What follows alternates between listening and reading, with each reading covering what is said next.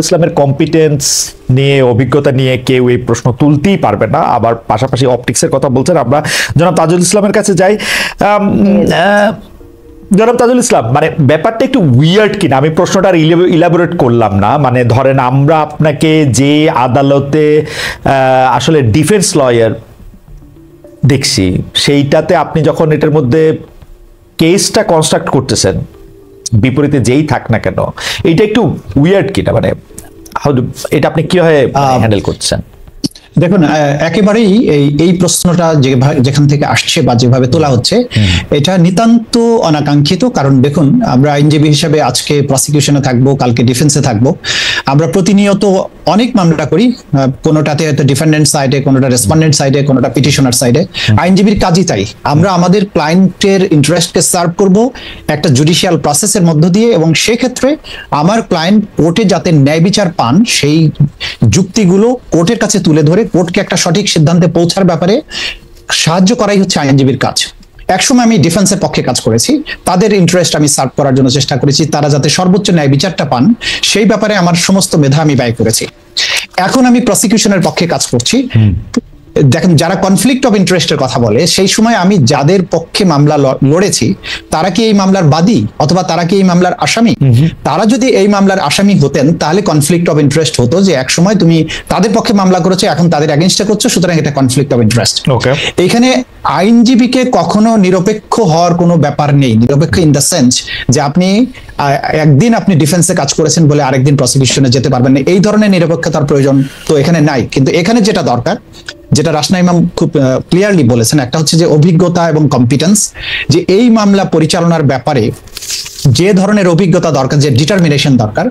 বাংলাদেশে যে ম্যাসিভ স্কেলে যে ক্রাইমস এগেইনস্ট হিউম্যানিটি হয়েছে, আমাকে আয়না ঘরের গভীর অন্ধকার থেকে যে এভিডেন্স গুলো কালেক্ট করে আনতে হবে এবং সেটাকে প্রপারলি আদালতের সামনে ইন্টারন্যাশনাল স্ট্যান্ডার্ড, দেশীয় স্ট্যান্ডার্ড মেনটেন করে প্রেজেন্ট করার জন্য যে স্ট্রং ডিটারমিনেশন দরকার, যে অভিজ্ঞতা দরকার, যে এক্সপার্টিস দরকার, সেটা আমার আছে কিনা, সেটা আমি রাষ্ট্রের পক্ষকে সার্ভ করার জন্য আমি কম্পিটেন্ট কিনা।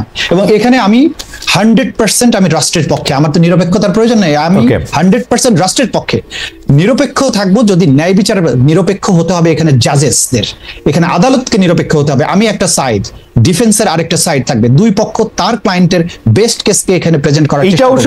সেই ক্ষেত্রে কোনো আপোষ করার কোনো সুযোগ আছে কিনা আমি জানি না, কোনো আপোষ করার কোনো সুযোগ আছে বলে আমি মনে করি না। বেশি ইসলাম, এইটা অবশ্যই একটা খুবই ফাইন লাইন আইন কানুনের, যে আসলে লয়ার একটা পক্ষ কিনা, কারণ অথবা লয়ার আসলে এই পুরা বিচার ব্যবস্থারই অঙ্গ কিনা, সেটা নিয়ে আসলে বিস্তর একাডেমিক আলোচনাও চলতে পারে। আমরা একসময় নিশ্চয়ই সেটা করব।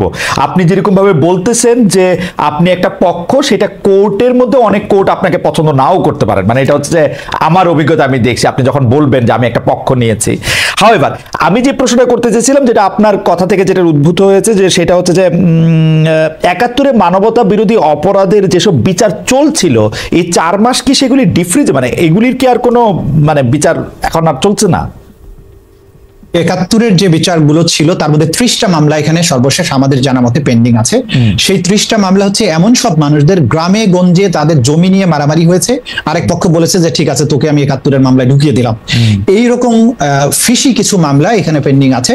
আমরা যেটা বলেছি যে এই মামলাগুলো যেহেতু আগে করা হয়েছে, অনেকগুলো তদন্ত রিপোর্ট হয়নি, অনেকগুলো তদন্তাধীন, কোনগুলো তদন্ত হয়েছে, বিচারের অপেক্ষায় আছে, এগুলো প্রত্যেকটা আমরা আলাদাভাবে পর্যালোচনা করে আমরা এগুলো দায়িত্ব ভাগ করে দিচ্ছি, যে যেগুলোতে সত্যিকার অর্থে কোনো মেরিট আছে সেগুলো বিচারের জন্য প্রসিড করবে, এবং যেগুলোতে কোনো মেরিট নেই আমরা আদালতের কাছে বলছি যে এগুলোকে আপনারা অ্যাজ পার ল যেভাবে ডিসপোজাল করে দেওয়া উচিত সেটা করেন। আমরা দেখেছি যে এখানে 90 বা 95 বছর বয়সের অনেক আসামি আছেন, যে পঙ্গু, যারা বিছানায় শুয়ে বাথরুম করতে হয়, সেই রকম ধরনের লোকদেরকে কোনো ধরনের জামিন না দিয়ে বছরের পর বছর এখানে আটকে রাখা হয়েছে। আমরা এটা বলেছি আদালতের কাছে যে এই জাতীয় বিষয় যেখানে আছে, আদালত অবশ্যই যেন তার ডিসক্রিশন ব্যবহার করে এই লোকদেরকে বের করে দেন। এবং আমাদের প্রায়োরিটি হচ্ছে যে এখন জুলাই আগস্টের সংগঠিত গণহত্যা এবং গত 16 বছরে মানবতা বিরোধী যে সমস্ত অপরাধ, গুম এবং খুনের মতো বিষয়গুলো হয়েছে, সেগুলোর বিচারের বিষয়গুলোকে করা। মানে ৭১-এর মানবতা বিরোধী অপরাধ নিয়ে এই মামলাগুলি আর চলবে না, মানে আপনার কথা শুনেই বোঝা গেল যে আপনি যা বলবেন সেটাই বললেন, সেটাই তো মোটামুটি আদালত সিদ্ধান্ত দিবেন, তাই তো? চলবে না, না না, আদালত তো আদালত স্বাধীনভাবে দেবেন, আমরা চলবে না বলছি না। এই মামলাগুলো যেগুলো আছে এগুলো দেখলেই বোঝা যায় যে এই মামলাগুলো হচ্ছে যে একেবারেই সাজানো মামলা, যেগুলো বা খুব বেশি এগুলোকে প্রায়োরিটি দেওয়ার মতো নয়। এটা কোর্ট বলার পরে বললে ভালো হইতো মনে হয়। না না, এগুলো হচ্ছে প্রসিকিউশনের পক্ষ থেকে তো আমাদের একটা বক্তব্য আছে। আমরা যখন প্রসিকিউশন ইনভেস্টিগেশন এজেন্সিকে সুপারভাইজ করে, আমাদের ইনভেস্টিগেটররা যে ধরনের রিপোর্ট দিচ্ছেন এগুলো আমরা দেখছি, দেখার পরে আমরা কিন্তু কোনো ডিসিশন দেইনি। আমরা নীতিগতভাবে যেটা বলেছি যে পর্যালোচনা করে আদালতের কাছে আমরা ক্রমান্বয়ে প্লেস করছি। দেখেন, আমরা প্রতিদিনই কিন্তু এখনকার নতুন মামলার পাশাপাশি পুরাতন মামলাগুলো তালিকায় আসছে। আদালত কিন্তু দেখে দেখে এগুলোর উপরে অর্ডার দিচ্ছেন। সেগুলো ব্যাপারে যথার্থ যে যা প্রক্রিয়াটা গ্রহণ করা উচিত সেগুলো এখানে গ্রহণ করা হবে। আপনাকে অনেক ধন্যবাদ। আমি একটু ব্যারিস্টার আসনাম আমার কাছে আবার একটা নতুন প্রসঙ্গ নিয়ে আসি, যেটা নিয়ে আমরা আসলে জনাব তাজুল ইসলামকে একটু শুনবো। সেটা হচ্ছে যে বিচার বিভাগের স্বাধীনতা বা বিচার বিভাগ কতটা ভালোভাবে কাজ করতে পারতেছে সেইটার একটা বড় অংশ নির্ভর করে হচ্ছে জুডিশিয়ারিতে আমরা কাকে নিয়োগ দিচ্ছি বা দিচ্ছি না সেটার উপর। এবং পঞ্চদশ সংশোধনী বাতিল করার সময়, পঞ্চদশ সংশোধনীটা আসার সময় একটা কথা বারবার, মানে বিচারকদের পালনীয় আচরণ বিধি, কারা বিচারকের মধ্যে নিয়োগ হবে, কে বিচারকদের সরাতে পারবে, সেগুলো নিয়ে নানা ধরনের কথা হয়েছিল। আমরা এখন এই সরকারের আমলে যেসব নিয়োগ দেখছি, বিশেষ করে মানে জুডিশিয়ারিতে নিয়োগগুলা, ট্রায়াল হাইকোর্টে ডিভিশনে তো বটে, ট্রায়াল কোর্টেও আসলে গুরুত্বপূর্ণ জায়গাগুলিতে কে আসছেন কে আসছেন না সেগুলি বিবেচনা করে কি মনে হচ্ছে এই সরকার কি একটা স্বাধীন বিচার বিভাগ চান, নাকি এরকম একটা বিচার বিভাগ চান যে এই বিচার বিভাগ দিয়ে আসলে তাদের মতো করে সিদ্ধান্ত দেয়া যাবে? ব্যারিস্টার রাশনি ম্যাম, আপনার কাছে একটু শুনতে চাই। জি জি, খালেদ ভাই একটু ভেঙে গেছিল। আপনি জিজ্ঞেস করছেন যে আমরা শেষের লাইনটা যে আমরা কি স্বাধীন বিচার বিভাগ চাই নাকি মানে এরকম একটা বিচার বিভাগ চাই যে বিচার বিভাগটা আমার পছন্দ মতো রায় দেবে, অর্থাৎ ডক্টর ইউনূস যেটা চাইবেন এটি একটু মনে মনে বুঝে নিয়ে বিচারকরা একটা রায় দিবেন, এরকম একটা বিচার বিভাগ চাই কিনা, বা তাজুল ভাই যেটা চাবেন যে সেটা রায় দিবেন কিনা? জি জি, একেবারেই না। আমরা এমন একটা বিচার বিভাগ চাই যেটা পুরোপুরি স্বাধীন। আমরা তো ভুক্তভোগী, গত 15 বছর ধরে আমরা ভুক্তভোগী। যে বিচার বিভাগ যদি স্বাধীন না হয় তাহলে কি হতে পারে, এটার ভুক্তভোগী আমরা সবাই। এবং এটা আমরা চাক্ষুষ দেখেছি যে যদি সরকারের পছন্দ মতো রায় না হয়, যেরকম 16th অ্যামেন্ডমেন্টের রায়, যেটা 16th অ্যামেন্ডমেন্টে যখন হাইকোর্টের রায় হলো যে বিচারপতি প্রিসাইডিং জাজ ছিল ওনাকে অ্যাপেলেট ডিভিশনে কখনো এলিভেট করা হয়নি, উনি হাইকোর্টেই রিটায়ার করেছেন। তারপরে আপিল বিভাগে জাস্টিস সুরেন্দ্র কুমার সিনহা যখন 16th অ্যামেন্ডমেন্টের রায়টা দিল, ওনাকে কিভাবে ফোর্স মানে জোর পূর্বক ওনার পদত্যাগটা করা হলো এবং তারপরে দেশ ছাড়তে বাধ্য হলো, এগুলো তো আমরা সব দেখেছি। এবং এটা আমার মতে একটা স্বাধীন বিচার বিভাগ। জি ব্যারিস্টার ইমাম, আপনি এখন পর্যন্ত যে নিয়োগগুলি, জি ব্যারিস্টার ইমাম, এই এখন পর্যন্ত যে নিয়োগগুলো হয়েছে, রাইট, সেটা দেখে আপনার কাছে কি মনে হচ্ছে যে এই সরকার কি? জি, আমার যেটা ব্যক্তিগত মনে হয় সেটা হচ্ছে গিয়ে নিয়োগের ব্যাপারে বিধিমালা প্রণয়ন করার পরেই হয়তো নিয়োগ হলে বেটার হতো। কারণ এখনো কিন্তু আমাদের সিস্টেমটাতে স্বচ্ছতা নেই যে কি ভিত্তিতে বা কি জিনিস বিবেচনায় নিয়ে নিয়োগগুলো হয়েছে, এ ব্যাপারে কিন্তু এখনো কনফিউশন আছে, এখনো ক্লিয়ার না আমাদের কাছে।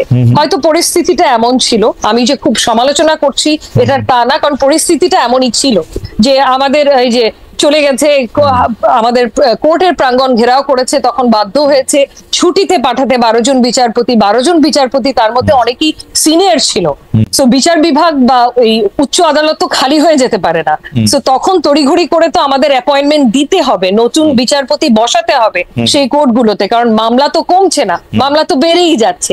সো আপনি যদি বাস্তবতাটা চিন্তা করেন তাহলে হয়তো দ্রুত অ্যাপয়েন্টমেন্ট ছাড়া আর কোনো উপায় ছিল না। কিন্তু হ্যাভিং সেড দ্যাট, আমার জানা মতে কিন্তু খসড়া বিধিমালা অলরেডি তৈরি করা হয়েছে যে বিচারক কিভাবে নিয়োগ দেয়া হবে এই প্রসিজারটা লে ডাউন করে। সো এটা যত তাড়াতাড়ি ফাইনালাইজ করে আমাদের সবার সামনে চলে আসবে, তত তাড়াতাড়ি অ্যাপয়েন্টমেন্টের ক্ষেত্রে একটা ট্রান্সপারেন্সি থাকবে, যেটা অত্যন্ত জরুরি, অত্যন্ত জরুরি। কারণ আমি বিচারক নিয়োগের খসড়া বিধিমালা প্রসঙ্গে বলতে চাই যে 1999 সালে আমার লেখা প্রথম যে লিড স্টোরিতে আমার নাম ছিল সেইটাও বিচারকদের নিয়োগের পালন বিধি নিয়ে ছিল। মানে ওই বিধি খসড়া হয়ে আসতেছে গত 26 বছর ধরে, আরো 26 বছর ধরেও এটা নিশ্চয়ই হতে পারবে যদি না সরকারের এটা সদিচ্ছা না থাকে। তাহলে আপনি বলতেছেন যে কিছু তাড়াহুড়ায় কিছু নিয়োগ হয়তো তড়িঘড়ি করে টাইমের প্রয়োজনে দিতে হয়েছে। কিন্তু আমি যদি প্রশ্নটা আরেকটু অন্যরকম ভাবে বা অন্য পার্সপেক্টিভ থেকে করি, যে গত 15 বছরে গুম খুন সহ বিভিন্ন অপকর্মের বিচার করার কথা বর্তমান সরকার বলছে। আবার আওয়ামী লীগ সরকারের পতন 5 আগস্ট হয়েছে, বর্তমান সরকার দায়মুক্তি দিয়েছে 8 আগস্ট পর্যন্ত। তো এই যে দায়মুক্তি সংস্কৃতিটা, এটা পরবর্তী সময় বিচার বিভাগকে প্রভাবিত করবে কিনা, মানে সমস্তটা মিলেই তো সিস্টেম। আপনার কাছেও একটু শুনতে চাই।